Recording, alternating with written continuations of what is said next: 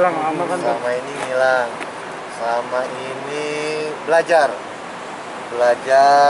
untuk menafikan makhluk, terus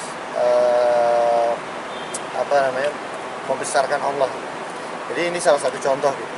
Kalau kita melihat seorang artis gitu kan, orang populer, terkenal, kaya raya, ganteng, berwibawa, kita pasti terkesan gitu kan.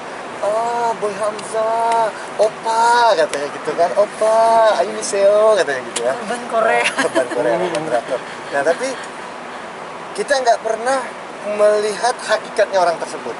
Kok tanah, kita ini hakikatnya tanah kok bisa ganteng, bisa kaya raya, bisa keren gitu kan. Hakikatnya kita tanah. Yang hebat itu bukan yang tadi artis lewat itu, tapi yang memproses tanah itu menjadi artis. Nah, Tuhan yang Maha Kuasa. Jadi lagi belajar untuk menghilangkan popularitas supaya orang nggak terkesan sama kita, terus kita juga nggak terkesan kepada selain Allah. Lagi belajar itu kemarin. Dekatkan ke Allah sendiri, lagi dalam ilmu agama apa? Saya dipaksa ditarik. Oh, jadi dipaksa ditarik.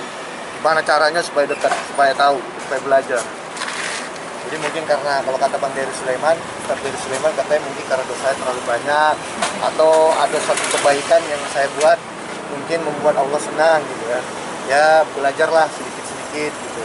Jadi jangan bodoh-bodoh amat. Kenikmatannya seperti apa sih setelah bisa dibilang hijrah ya? Saya tidak katakan itu hijrah. Saya tidak pernah bilang diri saya hijrah. Nah, kalau saya islah, perbaikan diri. Kita ini semua islah, perbaikan diri. Apa yang terbaiki? Iman, amal, muamalah, muasyarah, akhlak, keikhlasan. Sampai kapan? Sampai mati. Dan kadangkala kita masih suka terpleset. Buat apa? Itu kehendak Allah juga. Supaya kita jangan sombong, supaya kita ingat bahwa kita tetap bisa bikin dosa, tetap bisa bikin salah. Kita nggak lebih baik daripada orang lain. Kenikmatannya gimana? Yang cara pribadi yang dirasain? Kenikmatannya pada saat itu,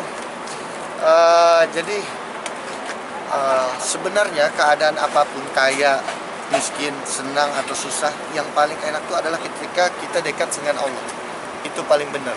Ketika kita dekat dengan Allah, masalah beres. Walaupun saya waktu itu nggak punya kerjaan, rezeki ada. Ketenangan. Datang. Lebih merasa ketenangan jiwa. Ketenangan jiwa, anak-anak sehat, nggak ada yang sakit, nggak harus mengeluarkan uang-uang, nggak perlu mobil nggak ditabrak, nggak tabrakan.